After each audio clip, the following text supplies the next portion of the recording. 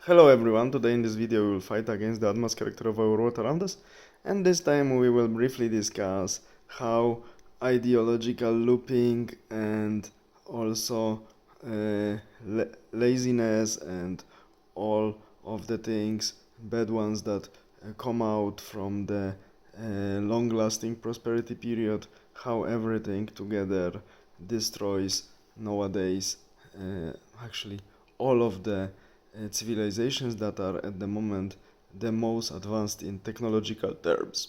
We all like technology. It's true. Maybe not all aspects of this, each of us, but thanks to technology, for instance, I can just make this video and share this message with you and many, many other things. But the problem is not with the technology itself, but it lies in the way how we use it. If we stop using our skills and we rely on the materialistic comfort, on the technology to do things for us, and we lose our skills and our instincts and will to fight and work for this what we really need for our daily life, then problem starts. It happened in many societies, Western Europe mainly, many areas of North America, and also recent decades Japan and South Korea and even Thailand. We see it with the demographic indices, and it's clear that it's human version of the Calhoun experiment with overfed mice. It works exactly the same way. The same problems, aggressive females, decomposition of families, fraction of people who are still conservative and so on is at the level of 20 something percent, and the rest of the society simply falls to this pseudo luxury, and females are getting more aggressive, males are getting more feminine, and also different sexual behaviors that are not I would say straightforward, find more and more followers, are practiced more and more broadly.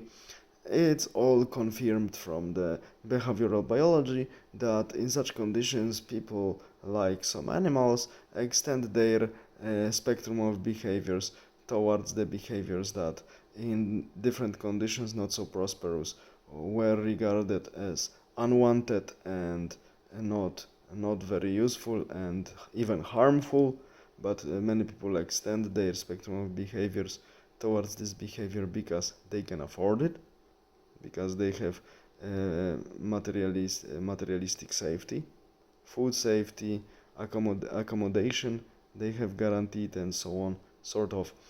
That's why we see that currently in the societies that reach this level of materialistic prosperity, also harmful ideologies like LG whatever and different branches of this ideology are really spreading widely among many societies around the world, especially among those which are technologically very well advanced for quite a while, and where conservative values, traditional values, and religion actually is fading away for some time.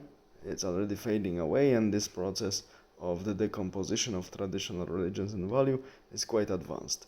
This happens also because, as I said before, people are extending their spectrum of behaviors towards behaviors that, for practical reasons, were not accepted, and in the societies where technology and prosperity were at not so high level and people were not encouraged to do so, were punished even for doing so.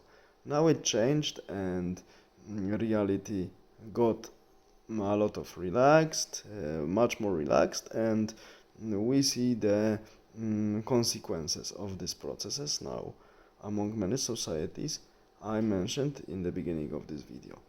And this is, I would say, a sort of natural process. We see it in history that this is one of the reasons why civilizations, after reach some development, if they do not cultivate their traditional values, of course, adapting them to the new times, defined also partially by technological progress. If they do not cultivate it, they simply fade away and collapse. And the same we are observing now for many societies. Especially now in European Union, it's very much advanced, especially in Western Europe.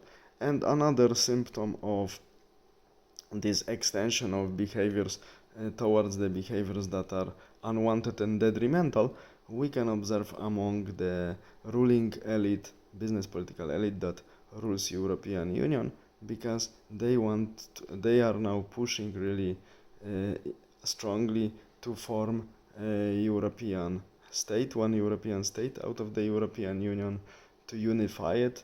So this is actually scenario of former Yugoslavia reloaded, but on a much larger scale.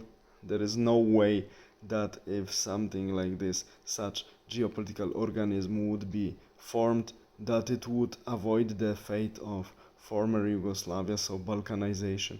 It's already quite well Balkanized, some of these countries, especially in Western Europe, but now when we have again this not controlled influx of newcomers, and we also have different national interests that were still there, and old conflicts that as of now are suppressed, but in terms of crisis and problems, and we always have crisis and problems, they can and they will be activated again. So this what these elites completely disconnected, business political elites of the European Union want to do, so form a huge European state.